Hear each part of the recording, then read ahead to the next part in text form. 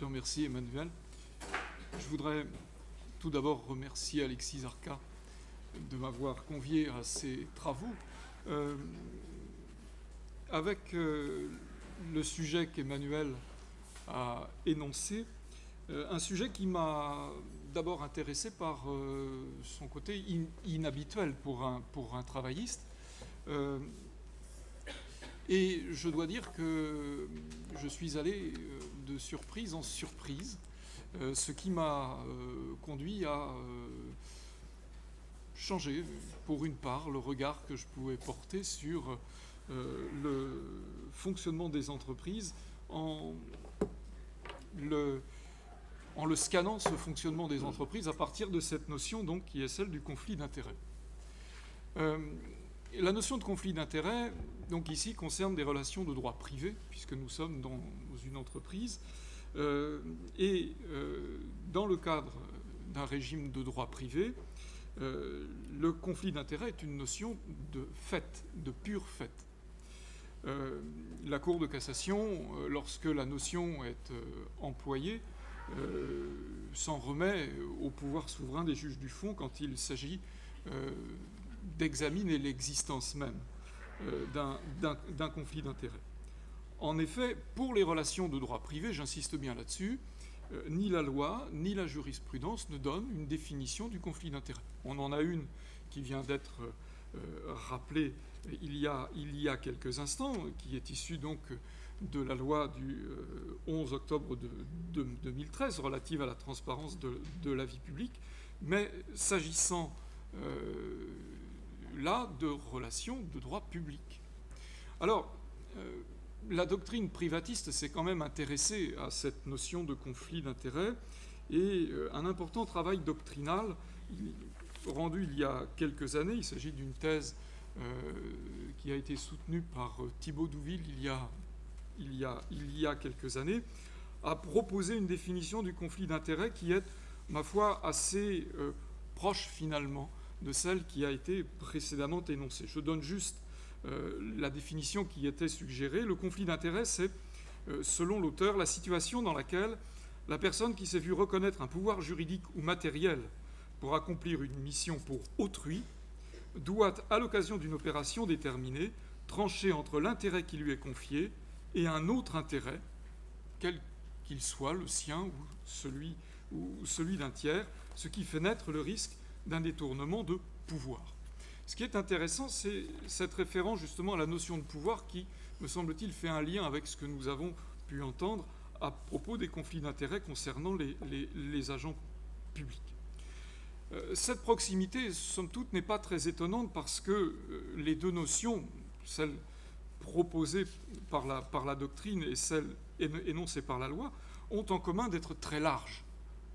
Et comme il vient d'être souligné, parfois cette étendue de la définition du conflit d'intérêts est telle que cela peut conduire à quelques confusions. Il est vrai aussi que pour un positiviste, la notion d'intérêt n'accède d'ordinaire au discours juridique que par la reconnaissance d'un droit subjectif ou la reconnaissance d'une liberté. Or, ce que j'ai pu observer, notamment à l'examen de la jurisprudence, s'agissant des conflits d'intérêts au sein de l'entreprise, c'est que, en réalité, quand il est question, les quelques fois où, en fait, on parle de conflit d'intérêts, il s'agit en réalité de conflits de droit qui apparaissent sur une seule et même personne. Alors, le sujet concerne les conflits d'intérêts au sein de l'entreprise, mais bien évidemment, je ne m'intéresserai qu'aux conflits d'intérêts qui concernent le salarié, puisque c'est bien de lui qu'il faut parler pour le comparer avec l'agent public.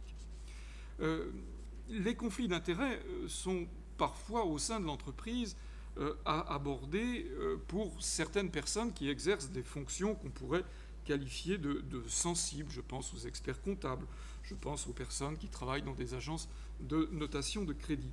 Mais il est beaucoup plus rare de s'en tenir à la seule qualité de salarié. Et ça a été pour moi une première découverte. Lorsque j'ai passé le code du travail au peigne fin, je me suis rendu compte que la notion de conflit d'intérêts n'était abordée que de façon très marginale. Les professions qui... Alors d'abord, il n'y a pas de disposition générale, c'est un premier point. Et puis deuxième point, la profession qui a le plus l'honneur des conflits d'intérêts, c'est celle des agences de mannequins. Ce qui peut se comprendre dans la mesure où ces agences sont chargées de placer ces travailleurs un peu particuliers que sont les mannequins et doivent donc agir dans leur intérêt à eux et pas forcément dans d'autres intérêts. Alors, au fur et à mesure de l'examen du droit positif, que j'ai surtout glané finalement à partir de la jurisprudence, je me suis rendu compte que l'interrogation finalement des relations de travail au sein de l'entreprise à partir de la notion de conflit d'intérêts pouvait faire l'objet de 3 séries d'observations. La première série d'observations, c'est que souvent, le conflit d'intérêts est absorbé dans des qualifications juridiques qui, je dirais, se suffisent à elles-mêmes, comme si ça n'était qu'une situation de fait parmi d'autres qui était appréhendée par le droit. Mon premier point, ce sera donc de souligner ces différents cas d'absorption. Le deuxième point, c'est d'observer que parfois le recours à la notion de conflit d'intérêts peut conduire à des formes de confusion, en particulier quand il s'agit de s'intéresser à l'organisation des pouvoirs au sein de l'entreprise. Et puis, pour terminer, parce que ces 2 premiers points peuvent paraître un petit peu décevants, finalement, le conflit d'intérêts, on l'aborde avec d'autres notions juridiques qui suffisent à elles-mêmes. Le deuxième cas, le conflit d'intérêts, apporte plus de confusion qu'il n'apporte d'éclairage. Rassurez-vous, il y a quand même un 3e point dans lequel il y a, me semble-t-il, 2-3 éléments qui peuvent être glanés. C'est lorsque, dans les relations collectives de travail, on s'intéresse aux intérêts collectifs des salariés, où là, me semble-t-il, la notion de conflit d'intérêts peut être révélatrice d'un certain nombre de manques dans notre droit positif. Tout d'abord, pour ce qui concerne donc le premier point, l'absorption. La notion de conflit d'intérêts, dans les relations individuelles, mais aussi pour une part dans certaines relations collectives, quand il s'agit de défendre les intérêts de l'employeur, la notion de conflit d'intérêts est absorbée sans trop de difficulté par des notions, je dirais, que l'on a l'habitude d'employer. La première notion, on en a beaucoup parlé depuis ce matin, c'est l'obligation,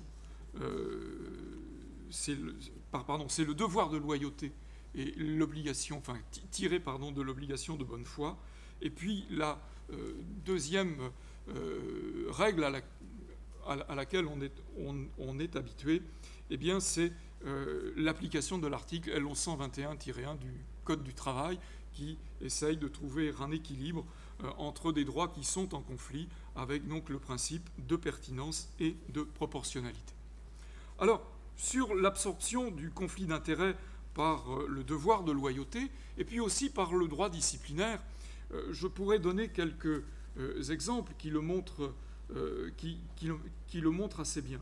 La jurisprudence a parfois lié de façon expresse l'existence d'un conflit d'intérêts et le manquement au devoir de loyauté. Je ne prendrai qu'un seul exemple pour illustrer cela. Un cadre commercial d'une société qui exploite des stations de lavage de véhicules de tourisme a dans sa famille plusieurs personnes qui ont créé une société concurrente.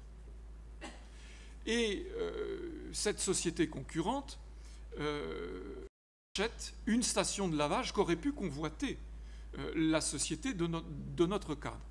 Et le cadre fait silence auprès de son employeur sur cette opération. Le salarié va être licencié pour avoir omis d'informer l'employeur de cette opération qui s'était ainsi réalisée. Et la Cour de cassation considère que ce qui importe dans cette affaire, c'est justement le silence, c'est-à-dire le manquement au devoir de loyauté. Le conflit d'intérêts d'un point de vue objectif pouvait être effectivement souligné, ça ne souffre aucune discussion. Mais ce n'est pas ça qui est déterminant dans le licenciement. C'est véritablement le silence qui a pu être fait sur ce point. Ici, on a un lien express entre conflit d'intérêts et devoir de loyauté, mais il arrive aussi parfois que ce soit le droit disciplinaire qui directement fasse le lien avec bien souvent le recours à la notion de faute grave. Alors, je n'irai pas plus loin sur ce premier point à propos du devoir de loyauté. Je voudrais maintenant m'intéresser à l'absorption du conflit d'intérêts par le recours au principe de pertinence et de proportionnalité. À quelle occasion cette règle trouve à s'appliquer? Bien, en particulier lorsque l'employeur est au courant de l'existence du conflit d'intérêts. Donc là, il n'est plus question de dissimulation. Et cette question, elle émerge aussi bien dans les relations individuelles de travail que dans les relations collectives. Dans les relations individuelles, l'application de l'article L1121-1 trouve quelques illustrations et j'en citerai une à ce propos. Nous avons dans cette affaire une décision rendue par la Chambre sociale de la Cour de cassation, une salariée qui travaille dans la mutuelle d'un groupe automobile. Et cette salariée est également administratrice bénévole d'une autre mutuelle interprofessionnelle. Et l'employeur licencie cette salariée pour un motif qui apparemment n'a pas grand-chose à voir avec ces deux casquettes, mais la salariée conteste son licenciement en estimant que le véritable motif, c'est ce que l'employeur avait pu considérer à une occasion comme un conflit d'intérêts. Et la Cour de cassation considère, sur le fondement de l'article L1121-1, que l'employeur ici avait apporté une restriction qui était disproportionnée à un droit qui était celui de la liberté individuelle d'adhésion à une mutuelle. Alors, cette liberté d'adhésion à une mutuelle, cette activité mutualiste, comme le dit le Code du travail, fait partie de ces activités qui sont protégées ou qui étaient protégées formellement contre la discrimination, parce que la loi sur la justice du XXIe siècle a malencontreusement modifié certaines dispositions du Code du travail, mais on retrouve encore cette protection-là dans les dispositions relatives au règlement intérieur. L'employeur ici se fondait finalement sur le seul risque de conflit d'intérêts. Et la Cour de cassation considère que c'est un motif insuffisant. Le seul risque de conflit d'intérêts, c'est une notion que la Cour de cassation refuse comme se suffisant pour justifier un licenciement. Je pense que c'est à juste titre, parce qu'on n'est pas très loin de la perte de confiance telle qu'elle avait pu être exprimée avant l'arrêt Fairtrade de 1990. On l'avait, est conduite par la porte, il ne faudrait pas qu'elle revienne par la fenêtre. Je pourrais citer une autre décision qui, elle, avait été abondamment commentée. L'arrêt que je viens de citer, c'est un arrêt qui n'a pas été publié. On pourrait citer une autre décision qui avait été abondamment commentée. C'est un arrêt qui concerne le groupe Dassault Systèmes, un arrêt rendu par la Chambre sociale de la Cour de cassation, là aussi, le 8 décembre 2009. Le groupe Dassault Systèmes avait instauré un code de conduite des affaires et qui restreignait considérablement la liberté d'expression des salariés. On craignait que certaines informations dont les salariés étaient en leur possession puissent donner lieu à conflit d'intérêts. C'était un des éléments qui figurait dans le pourvoi de la société Dassault Systèmes. La Cour de cassation considère qu'il fallait tenir compte ici du droit d'expression directe des salariés garanti par les articles L2181-1 et suivants du Code du travail, et il fallait surtout que l'employeur justifie ce qu'il fallait entendre par information à usage interne. Autrement dit, la nature même de la tâche, ou en tout cas l'un des éléments constitutifs de la tâche des salariés, devait être au moins précisé pour pouvoir justifier la restriction. On trouve également le recours à l'article L1121-1 du Code du travail dans les relations collectives, ou en tout cas on le trouve, je dirais, en toile de fond lorsque le juge contrôle les droits qui peuvent être en opposition. En particulier, certaines dispositions du Code du travail opposent ou permettent à l'employeur d'opposer aux représentants du personnel le secret professionnel ou une obligation de discrétion qui serait considérée comme telle par l'employeur. Ici, l'information n'est pas interdite aux élus. Simplement, les élus, s'ils sont en droit de savoir, doivent, je dirais, se taire ou en tout cas limiter leur expression. Cette restriction, qui n'est pas une interdiction de l'information, eh bien, se retrouve également dans les dispositions du droit communautaire, que ce soit dans la directive du 11 mars 2002 relative au cadre général relatif à l'information, à la consultation des employeurs, et même dans la directive du 8 juin 2016 sur la protection du savoir-faire et des informations commerciales non divulguées, texte qui permet aux représentants du personnel de recevoir des informations confidentielles de la part de l'employeur. Ce que l'on peut dire, c'est que pour cette obligation de discrétion en particulier, le juge considère que l'employeur n'est pas seul maître de cette obligation de discrétion de la part des représentants du personnel. D'une part, le juge contrôle le caractère confidentiel de cette information, et puis, d'autre part, un arrêt rendu par la première chambre civile de la Cour de cassation nous permet de faire le lien avec l'article L1121 du Code du travail. Il s'agissait non pas de représentants du personnel, mais d'une société qui était administratrice d'un site Internet qui avait diffusé des informations concernant un plan de sauvegarde de l'emploi qui avait été mis en place par une société. Et l'employeur avait contesté cette diffusion. Et le juge considère ici que la restriction à la diffusion de l'information sur ce plan de sauvegarde de l'emploi était, je cite l'arrêt, proportionnée au but recherché. Autrement dit, on trouve ici une formule qui revient à celle de l'article L1121-1. Et je fais le lien pour la raison suivante. C'est que les informations qui avaient été diffusées par la société qui gérait le site Internet, c'était une information qui était destinée aux représentants du personnel. Autrement dit, la limitation qui a été ici imposée à la société aurait très bien pu l'être aux représentants du personnel, et me semble-t-il, dans ces conditions-là, eh bien, l'article L1121-1 du Code du travail aurait pu être invoqué. Voilà donc pour les différents cas d'absorption de la notion de conflit d'intérêts que je tenais à souligner dans un premier point. Dans un deuxième point, je voudrais montrer que parfois l'usage de la notion de conflit d'intérêts peut conduire à un certain nombre de confusions. En 5 minutes, je vais essayer.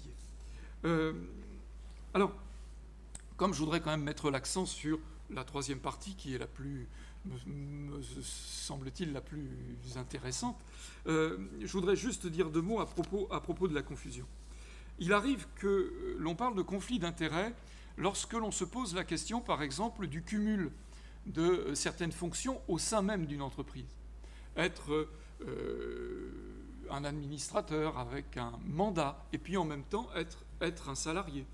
Ou encore siéger en tant que représentant des salariés au sein d'un conseil d'administration ou bien au sein d'un conseil de surveillance, et se poser ainsi la question de l'équilibre des pouvoirs ou peut-être d'une certaine confusion des intérêts. Il me semble que là, utiliser la notion de conflit d'intérêts, c'est une maladresse. Parce que, en réalité, quand on parle de conflit d'intérêts, c'est une interférence, pour utiliser la formule de l'article 2 de la loi de 2013. c'est une interférence avec un intérêt ou un droit qui serait, je dirais, extérieur à l'entreprise.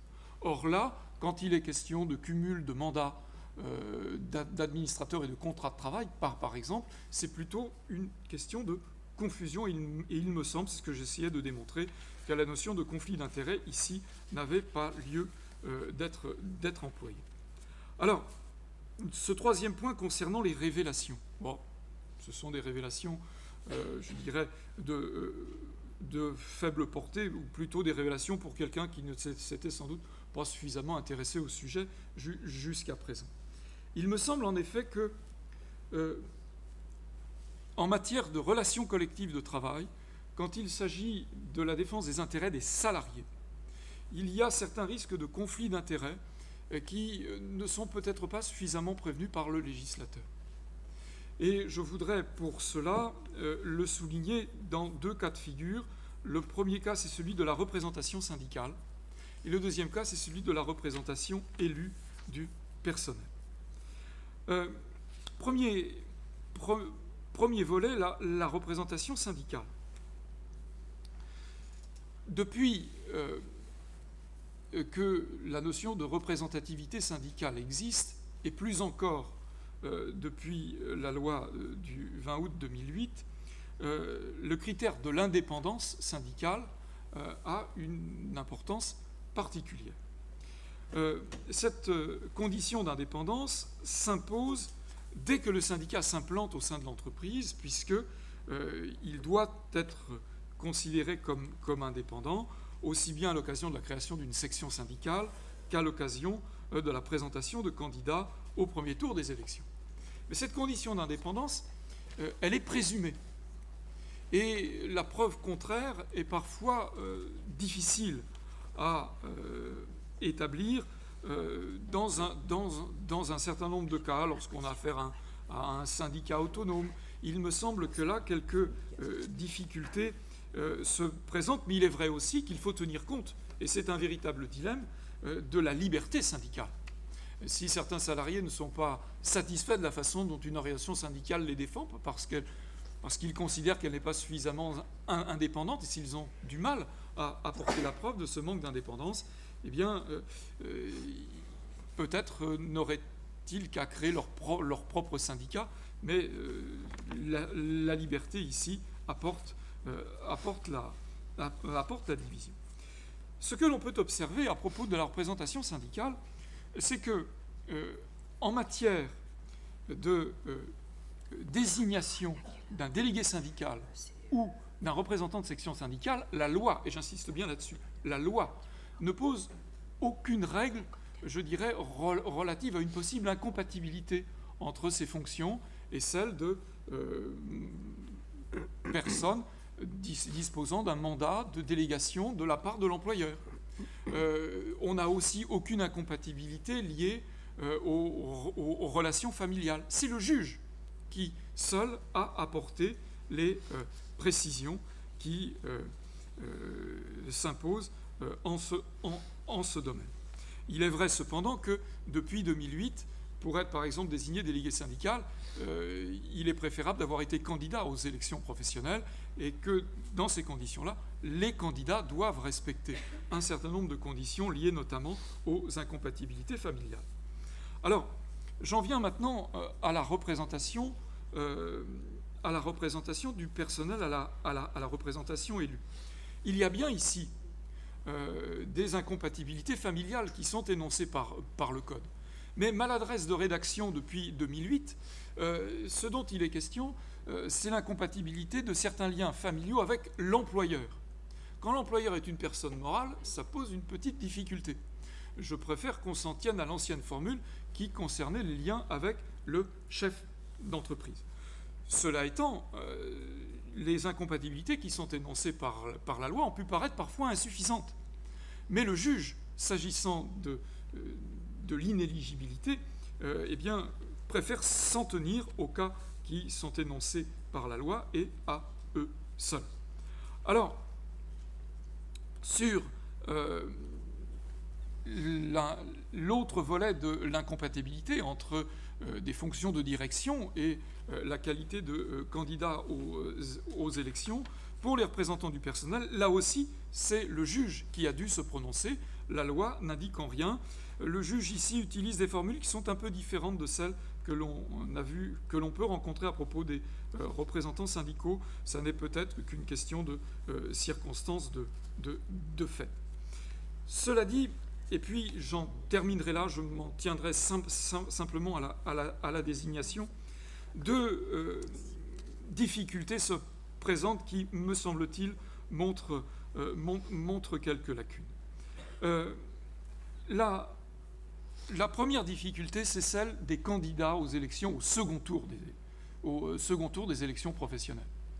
Lorsque les candidatures sont libres, ici, il y a très peu de moyens de s'assurer de l'indépendance des candidats, si ce n'est, je dirais, la saisine du juge.